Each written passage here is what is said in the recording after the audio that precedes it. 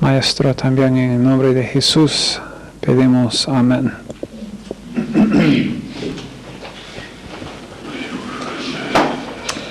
Todavía no es limonada.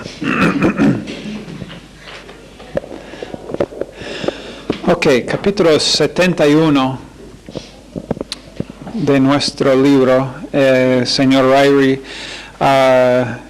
Voy a leer solamente parte de lo que él dijo en ese capítulo. Estamos hablando, como habíamos comenzado en la clase anterior, acerca de cuánto de lo que la Biblia dice acerca de los principios y los patrones de la iglesia mencionados en el Nuevo Testamento debemos nosotros insistir en que sea así, o debemos decir, bueno, era de la cultura de ese día y ya no es necesario, o que debemos ser flexibles. ¿Cuántos han leído el capítulo? La mayoría de los estudiantes. Si no lo han leído, por favor, lean. Deben estar leyendo cada capítulo, pero una de las cosas que él dice en el fin de página 463, el último párrafo allá, él dice, se puede arreglar este asunto hablando de si debemos ser flexibles o si debemos ser estrictas. Dice, probablemente no de manera concluyente, y nadie es completamente consecuente, pero para concluir, la mucha flexibilidad parece pasar por alto los patrones detallados que son revelados en el Nuevo Testamento. Es una cosa reconocer una diferencia de interpretación tocante a algún detalle, pero es algo muy diferente decir que este no es importante. Mi propio sentir es que debemos intentar seguir el mayor número de detalles posibles de los patrones para la Iglesia como se hayan revelados en el Nuevo Testamento. De otra forma, no hay ninguna respuesta satisfactoria a la pregunta de por qué están ahí los patrones.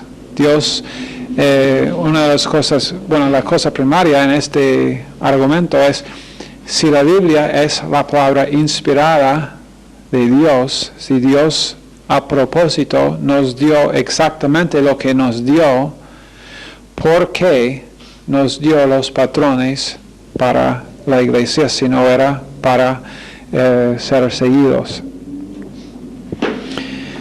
Primera, y ahora vamos a leer un montón. Primera Timoteo 3. Primera Timoteo 3, 14 y 15. Esto te escribo, Pablo a Timoteo diciendo esto, aunque tengo la esperanza de ir pronto a verte, para que si tardo sepas cómo debes conducirte en la casa de Dios, que es la iglesia del Dios viviente, columna y baluarte de la verdad. Entonces, Pablo dice a Timoteo que tú debes conocer, tú debes saber cómo conducirte en la iglesia. Entonces, ¿qué es lo que la Biblia dice acerca de la iglesia? Vamos primero, ¿qué es? Bueno, vamos a la persona número 1, Jesucristo. ¿Qué dijo Jesucristo acerca de la iglesia? Mateo 16, un verso que hemos leído ya, pero Mateo 16, versos 18 y 19. Yo también te digo que tú eres Pedro, y sobre esta roca, ¿qué palabra usó para Pedro? ¿Cuál era la palabra griega para Pedro? Petros. ¿Qué significa Petros? Una piedra. Después, sobre esta roca, ¿qué palabra griega? No, ¿qué palabra griega? Petra, que significa masa rocosa. Edificaré mi iglesia y las puertas del Hades no prevalecerán contra ella, y a ti te daré las llaves del reino de los cielos, y todo lo que atares en la tierra será atado en los cielos, y todo lo que desatares en la tierra será desatado en los cielos. Acá, verso 19, pertenece a la iglesia, a la institución que realmente no ha comenzado todavía cuando Jesús está diciendo esto a Pedro, porque él ya había dicho en verso 18, yo en tiempo futuro edificaré a mi iglesia. Todavía no, bueno, para Pedro en ese momento, ahora sí. Desde el día de Pentecostés en adelante, sí, Jesús ha estado edificando su iglesia, su obra principal durante esta dispensación, edificando la iglesia. Pero entonces en verso 19, cuando dice, te daré las llaves del reino de los cielos, y todo lo que atares en la tierra será atado en los cielos, y todo lo que desatares en la tierra será desatado en los cielos. Después, en Mateo 18, comenzando en verso 15, ¿a quién está hablando Jesús en Mateo 18?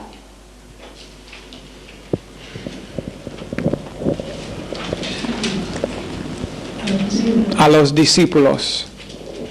A los discípulos. Todos los discípulos después iban a ser parte de la iglesia.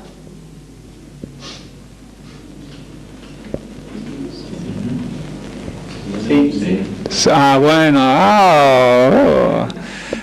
Sí, menos Judas, obviamente, pero todos los discípulos parte de la iglesia. Entonces, lo que él está diciendo acá en verso 15 a 22 es para los discípulos, y en cuanto a la iglesia, él dice, por tanto, si tu hermano peca contra ti, ve y repréndele estando tú y él solos. Si te oyere, has ganado a tu hermano. Mas si no te oyere, toma aún contigo a uno o dos, para que en boca de 2 o 3 testigos conste toda palabra. Esto lo que está siendo escrito acá pertenece a nosotros, la iglesia. Si eso es como nosotros debemos tratar con este asunto, si hay alguien, un hermano que peca contra mí, yo debo ir y decirle, bueno, hiciste esto, es pecado contra mí, me hurtaste con esto o me has dañado en alguna forma, entonces, la verdad es que estoy preocupado por tu estado espiritual, entonces, si él te oyere, has ganado a tu hermano. Si él no te oyere, toma aún contigo a uno o dos, para que en boca de 2 o 3 testigos conste toda palabra. Si no los oyere a ellos, dilo a la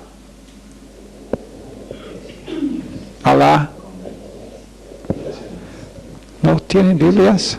A la iglesia. Y si no oyere a la iglesia, tenle por gentil y publicano. La persona, miembro de la iglesia, que se dice ser creyente, pero no vivirá según la palabra de Dios, que no vivirá, que resiste y dice, no voy a vivir por la palabra de Dios en esa área, tenle por no salvo. Trátale como un no salvo, no uno que es miembro de la iglesia de Cristo. Dice, después, de cierto os digo que todo lo que atéis en la tierra será atado en el cielo, y todo lo que desatéis en la tierra será desatado en el cielo, igual como en Mateo 16. Otra vez os digo que si 2 de vosotros se pusieron de acuerdo en la tierra acerca de cualquiera cosa que pidieren, les será hecho por mi Padre que está en los cielos, porque donde están 2 o 3 congregados en mi nombre, iglesia, ahí estoy yo en medio de ellos. Y entonces, en el mismo contexto acá, se le acercó Pedro y le dijo, Señor, ¿cuántas veces perdonaré a mi hermano que peque contra mí? ¿Hasta 7? Y Jesús le dijo, no te digo hasta 7, sino aún hasta 70 veces 7. Esto también para nosotros en la iglesia.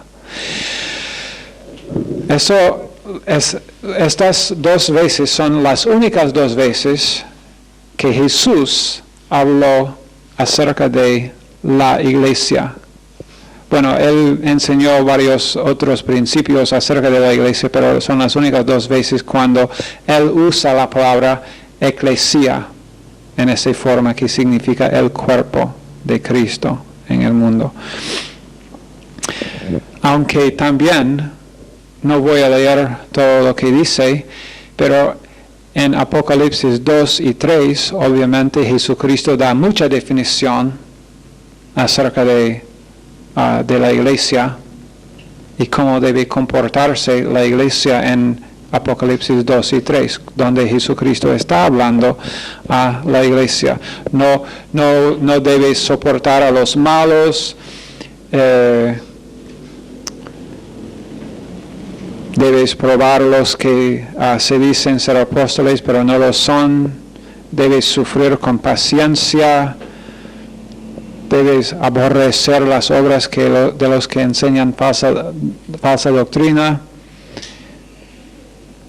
Debes no negar la fe. Debes tener amor para con los hermanos. Debes servir. Debes tener sana doctrina. Debe velar por el retorno de Él, de Jesús. Debe guardar la palabra.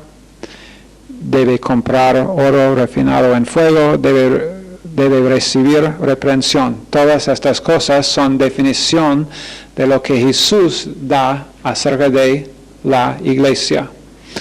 Después, algunos otros autores del Nuevo Testamento, Lucas, en Hechos 11, 26 dice que en la iglesia debe enseñar. En Hechos 15, 21 y 22, la iglesia es la agencia que debe enviar misioneros. Lucas 15, 41. Vamos a leer ese verso porque es muy importante. Lucas 15, 41.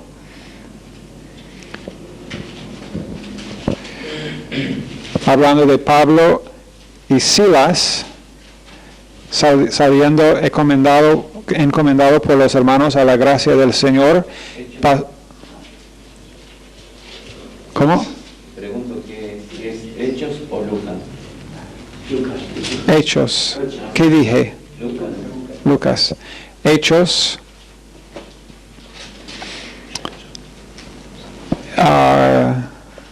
15 y verso 40-41. Pablo, escogiendo a Silas, salió encomendado por los hermanos. En primer lugar, la iglesia encomendó a Pablo. Era encomendado, no lo hizo por sí mismo, era encomendado por la iglesia. Después, dice, pasó por Siria y Cilicia, confirmando a las iglesias. Entonces, otra obra de la iglesia es confirmar, o del apóstol Pablo, era confirmar. Las iglesias necesitaban ser confirmadas en sana doctrina, en la palabra de Dios, en lo que estaban siendo enseñados. Necesitamos tener la palabra de Dios confirmada a nuestros corazones, enseñada.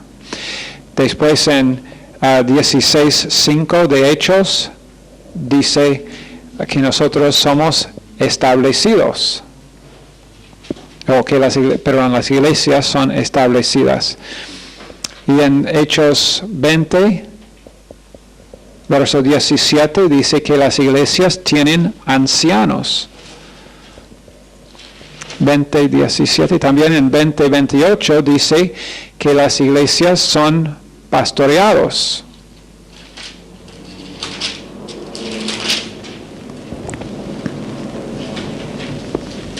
O apacentadas.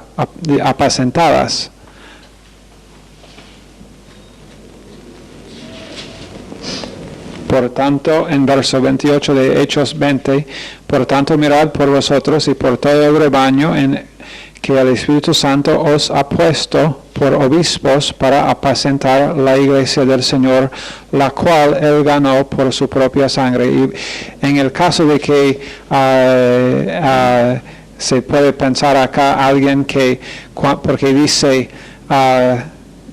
el Espíritu Santo os ha puesto por obispos para apacentar la iglesia del Señor, y algunos usan ese verso como para enseñar que la iglesia debe tener más que un pastor maestro. En ninguna manera está enseñando esto. Simplemente significa que más que una iglesia, entonces más que un obispo, más que un pastor maestro en la iglesia universal, aunque y vamos a, bueno, ¿por qué no lo hacemos ahora? Iba a hacer esto más tarde en la clase, pero ¿por qué no ahora? Ok. La doctrina de un pastor principal por iglesia. Apocalipsis 1:20. El misterio, Jesucristo hablando acá, el misterio de las 7 estrellas que has visto en mi diestra y de los 7 candeleros de oro. Las 7 estrellas son los ángeles de las 7 iglesias y los 7 candeleros que has visto son las 7 iglesias. Ahora, cuando dice las 7 estrellas son los ángeles de las 7 iglesias, los ángeles, ángel es una transliteración de la palabra griega ángelos, que simplemente significa mensajero. No siempre en la palabra de Dios significa ángelos uno de los ángeles, como Gabriel o Lucero o ningún otro de los ángeles. A veces simplemente significa un mensajero. A veces es un mensajero humano. A veces la verdad es que en el Antiguo Testamento varias veces cuando dice el ángel del Señor está hablando de una apariencia preencarnada de Jesucristo. Pero acá estos ángeles son los pastores maestros de las iglesias, los mensajeros que tienen las iglesias para predicar. Y eso siempre ha sido la forma de Dios. Si Dios iba a decir hoy, si Jesús iba a decir hoy al pastor de la iglesia Mayor Gracia en Rosario, para comunicar, dale al ángel de ese pastor, al mensajero de esa iglesia.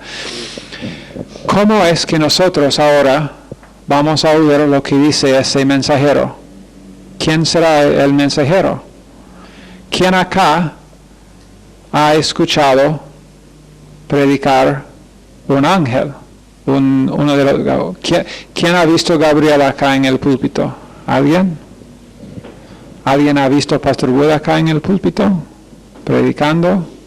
¿Han escuchado su voz? Él es el mensajero, es el ángel para esta iglesia. No ángel como Gabriel,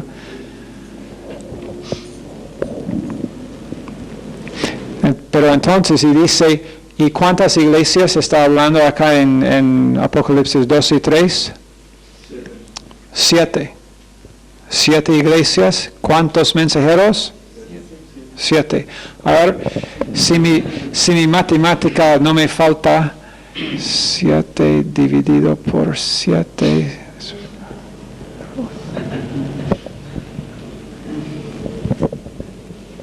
1 por iglesia.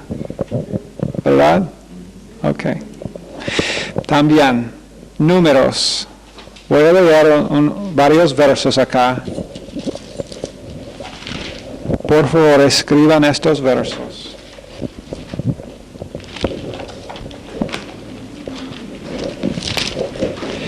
Números 27. ¿Alguien quiere? Vamos a hacerlo así. Oscar Barrios encuentra números 27. No. Tú encuentras 1 Reyes 22, 17. ¿Ok? Oscar, 1 Reyes 22, 17. Gustavo, Isaías 40, 11. Martín Sardá, Jeremías 31, 10. Jorge, Ezequiel 34, 5. Ezequiel 34, 5. Martín Rodríguez, Ezequiel 37, 24. 37, 24 de Ezequiel. Roxana, Zacarías 10, 2.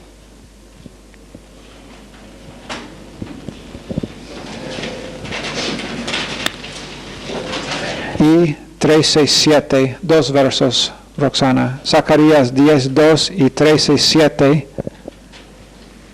Damián, Ezequías 4, 5. No existe Ezequías. Quise saber si están prestando atención o si conocen la Biblia. Damián, Mateo 9, 36. Y Walter, Mateo 26, 31. Mateo 26, 31. Ok, ahora voy a leer yo Números 27.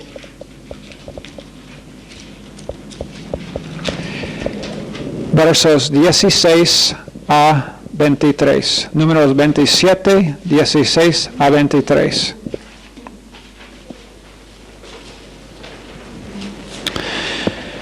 Ok, eso es lo que dice. Ponga Jehová, Dios de los espíritus de toda carne, un varón sobre la congregación. ¿Cuántos varones? Un varón sobre la congregación, que salga delante de ellos y que entre delante de ellos, que los saque y los introduzca, para que la congregación de Jehová no sea como ovejas sin pastor. Y Jehová dijo a Moisés: toma a Josué, hijo de Nun, varón en el cual hay espíritu, y pondrás tu mano sobre él, y lo pondrás delante del sacerdote Eleazar y delante de toda la congregación, y le darás el cargo en presencia de ellos, y pondrás de tu dignidad sobre él, para que toda la congregación de los hijos de Israel le obedezca. Él se pondrá delante del sacerdote Eleazar y le consultará por el juicio del Urim delante de Jehová. Por el dicho de él saldrán, y por el dicho de él entrarán él y todos los hijos de Israel con él y toda la congregación.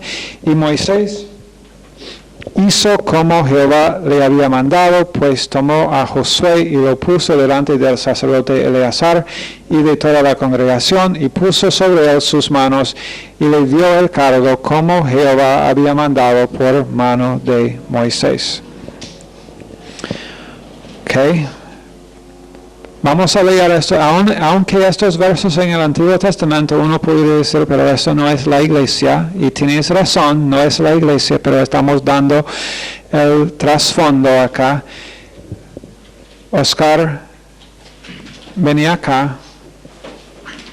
Primera Reyes 22. Entonces él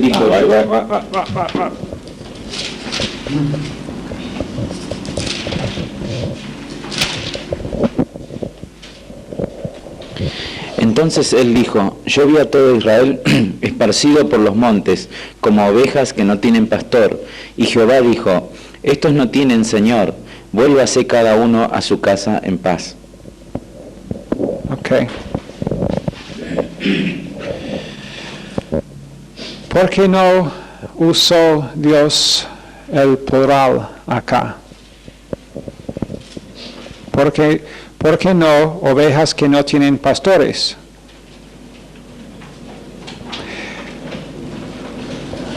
¿Dónde ahora? Isaías 40, 11.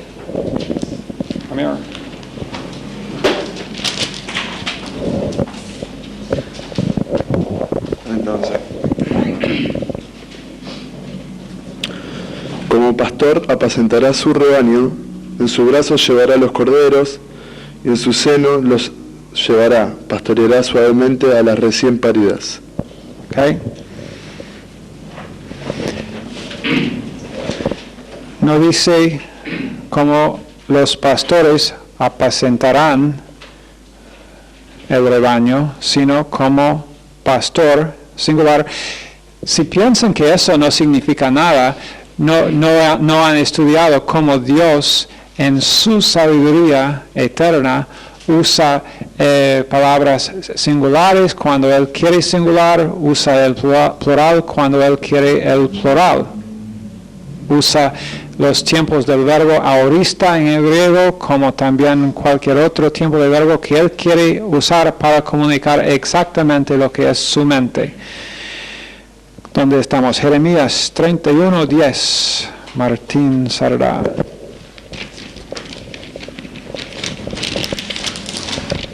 La verdad es que ustedes están obteniendo su ejercicio hoy, ¿no? Sí. Jeremías 31:10. Dice, oíd palabra de Jehová, oh naciones, y hacedlo saber en las costas que están lejos, y decid, el que esparció a Israel lo reunirá y guardará como el pastor a su rebaño. Como el pastor a su rebaño. Ezequiel 34:5. Jorge.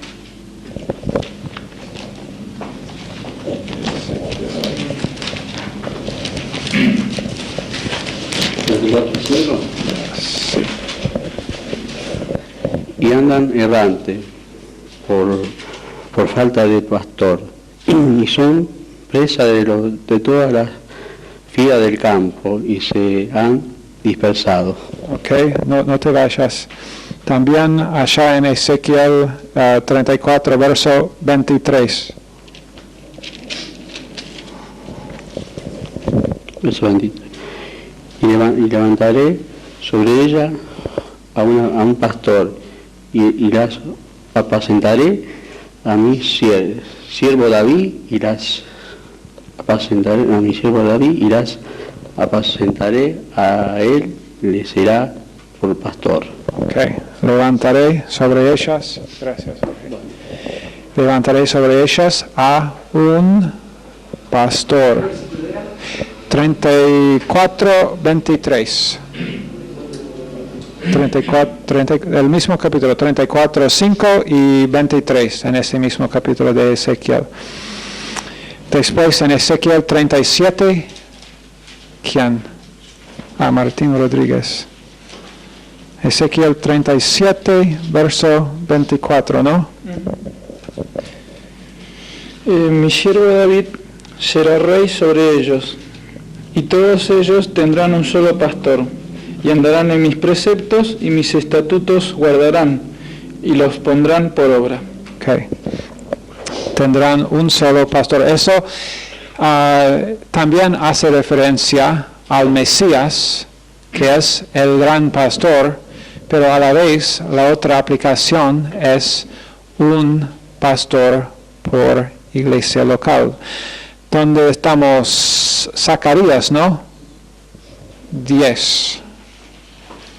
Tenéis 2 versos en Zacarías 10. Zacarías 10, 2 y 13:7. Ok. Porque los terafines han dado vanos oráculos y los adivinos han visto mentira.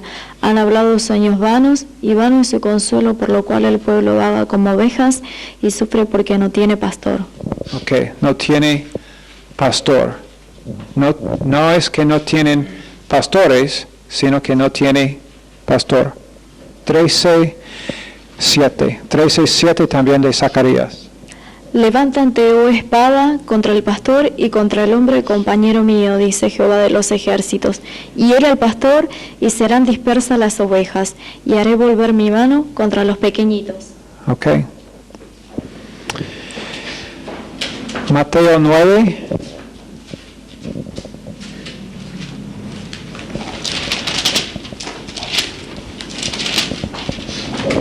Y en verso 36. Y al ver las multitudes, tuvo compasión de ellas, porque estaban desamparadas y dispersas como ovejas que no tienen pastor. Ok. Otra vez, no tienen pastor. En Mateo 26, 31. 26, 31. Mateo 26. Sí, 26, 31. Entonces Jesús les dijo: todos vosotros os escandalizaréis de mí esta noche, porque escrito está: heriré al pastor y las ovejas del rebaño serán dispersadas.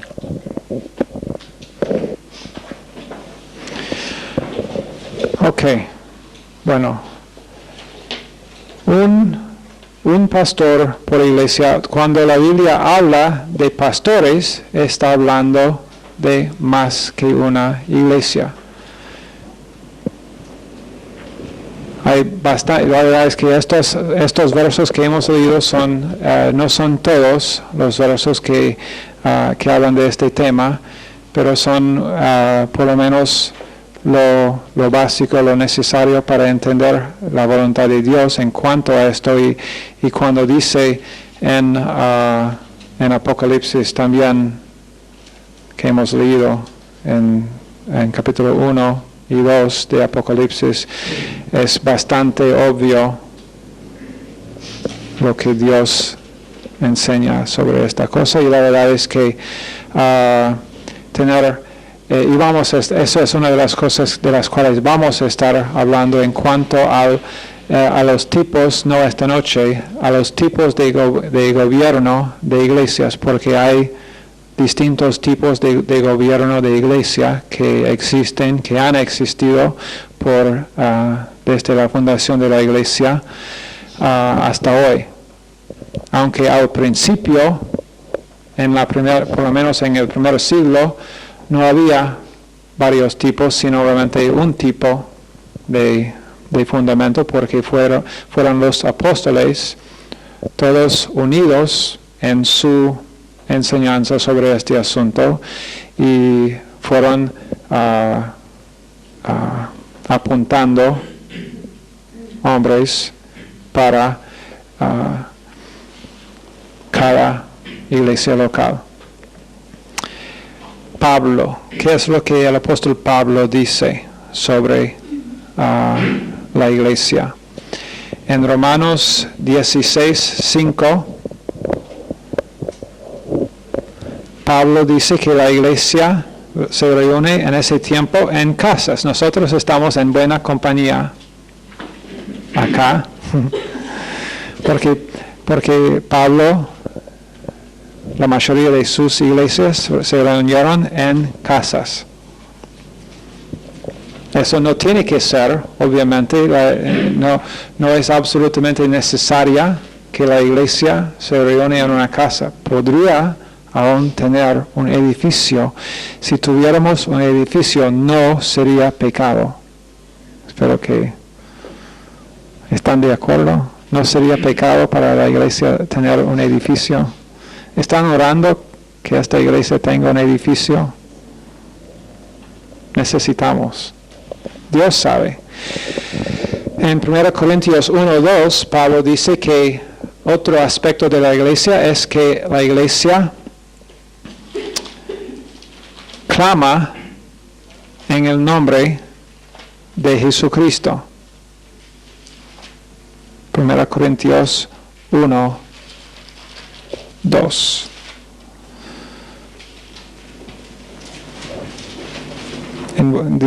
Dice invoca el nombre de Jesucristo.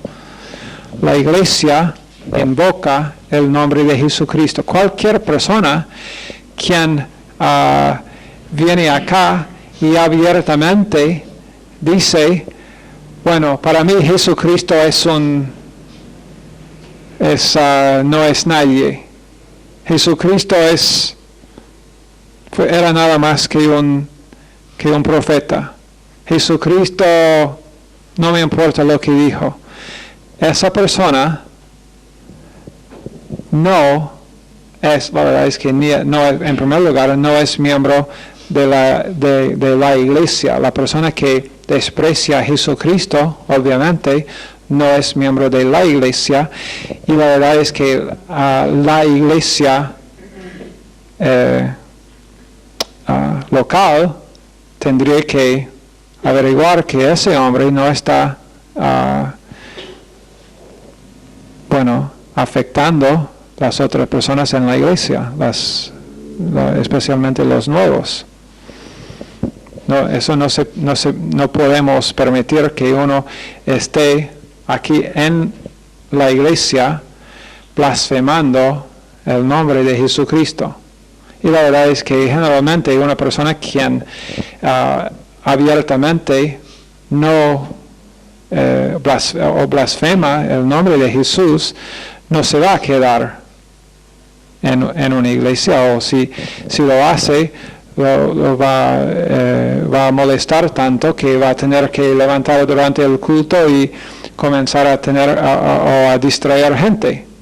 Y si pasa esto, no tendríamos ningún problema. Gustavo, Jorge, muestra a ese hombre dónde está la puerta. Y solamente hay una puerta. Entonces,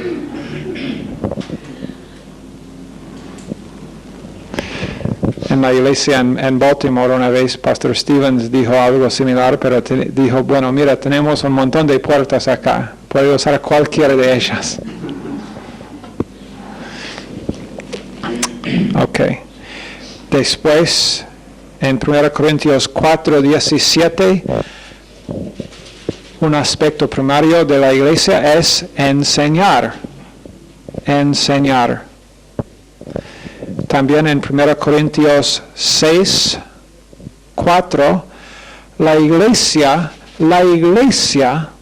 debe, ¿cómo diríamos? La acción de uno que es árbitro. Arbitrar. La iglesia, eso debe ser una función de alguien o de algunas personas en la iglesia, arbitrar entre otros miembros de la iglesia sus dificultades legales.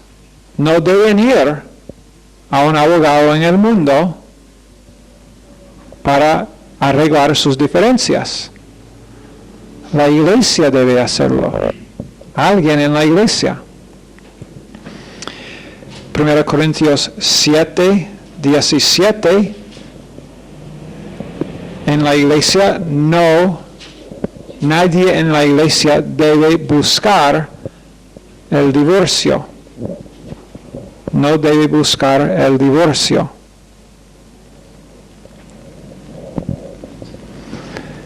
En en 1 Corintios 11 y 18, la iglesia no debe tener divisiones.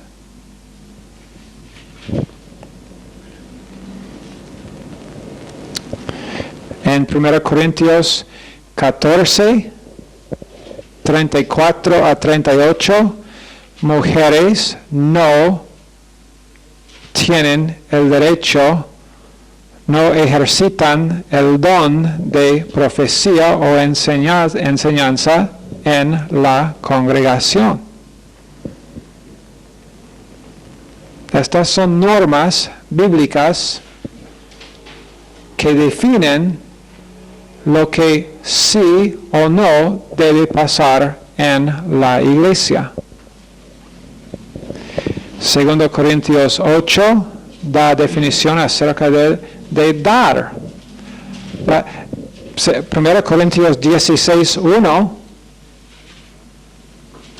Vamos a leer ese verso.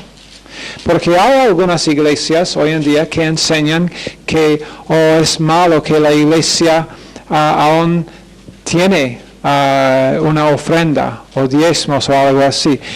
1 Corintios 16:1, en cuanto a la ofrenda para los santos, haced vosotros también, Pablo ordenándolos, haced vosotros también de la manera que ordené en las iglesias de Galacia. Cada primer día de la semana, cada uno de vosotros ponga aparte algo, según haya prosperado, guardándolo para que cuando yo llegue no se recojan entonces ofrendas. Algunos, la verdad es que yo he escuchado ese verso, la mente humana es, como dijo Walter, es muy, muy corrompida. Muy corrompida.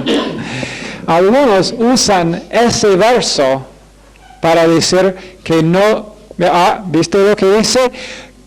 Para que cuando yo llegue no se recojan entonces ofrendas. No ofrendas en la iglesia, cuando lo que Pablo dijo era, hazlo antes que yo venga, para que no tengan que hacerlo cuando yo venga.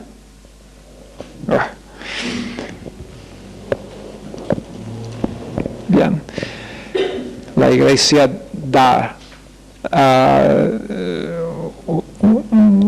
Efesios 3:10, ángeles, los ángeles, no Los Ángeles, California, sino los otros ángeles, los ángeles. Ahora Gabriel, Miguel y todos ellos. ¿Cuántos ángeles hay? ¿Alguien sabe? Por lo menos, decime cuántos ángeles hay, por lo menos. Millones de millones. Sabemos esto seguramente. Millones de millones. Acá dice en Efesios 3:10 que ángeles aprendan por medio de la iglesia, por medio de mirar lo que está pasando en la iglesia, aprendan. Nosotros los enseñamos. Quieren aprender acerca de la gracia de Dios. Imagínate los ángeles que habían conocido Pablo, Saulo. Por un momento, imagina esto. Los ángeles que sabían que nuestro Señor Jesucristo ha resucitado y ahora va a edificar su iglesia, y fue edificando su iglesia poco a poco, pero mira ese Saulo ahí, como él está hostigando la iglesia, matando gente, poniéndolos en cárceles, y un día nuestro Señor va a hacer algo con él. Un rayo va a caer y ¡pum! No más Saulo.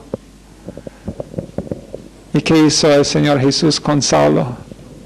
No solamente los ángeles, lo salvó. salvó a Saulo y ahora es Pablo. Y después, ¿qué hizo? Lo dio la carga de ser el apóstol número 1, el jefe apóstol. El apóstol tan arraigado en la gracia de Dios que él, con tanta autoridad, que él pudo reprender públicamente a Pedro. Y los ángeles mirando.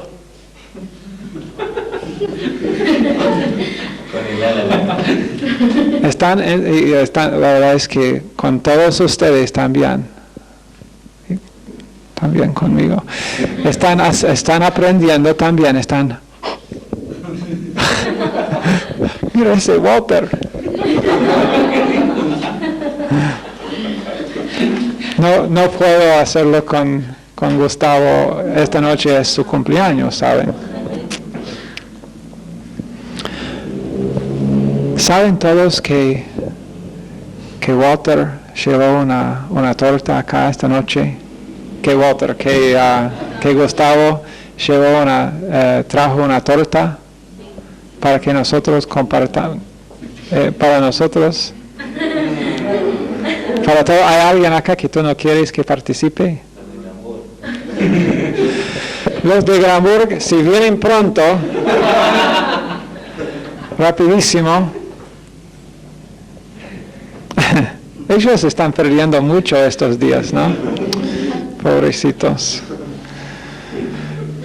Bueno, tendré que darles gracias en los exámenes, y la verdad es que después de ver el examen número 1 de esta clase, ¿cuál es la definición de misericordia? ¿Y cómo diferencia gracia de misericordia? Misericordia es no darle lo que merecen. No darles lo que merecen. Y gracia, darles lo que no merecen. Las dos cosas son necesarias.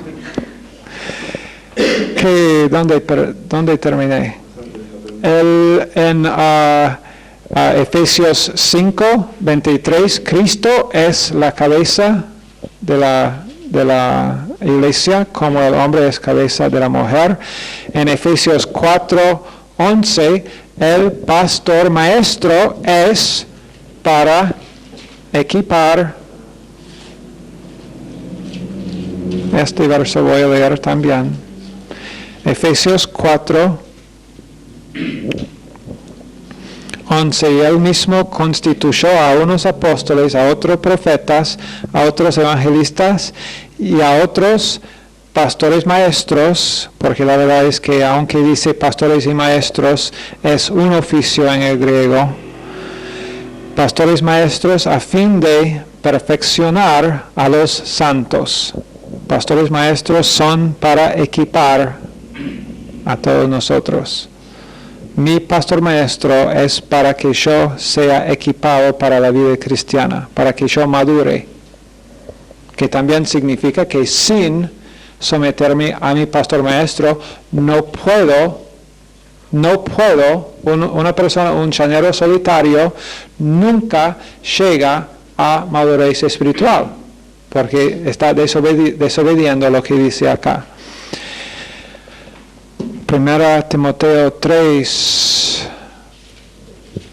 1 en adelante habla de las calificaciones del pastor maestro. También en verso 8 y adelante habla de las calificaciones para los diáconos.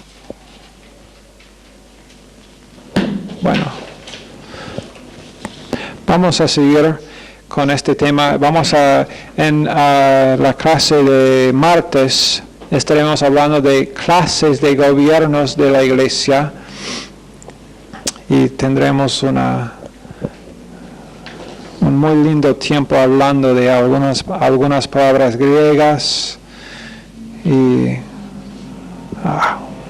mucha definición.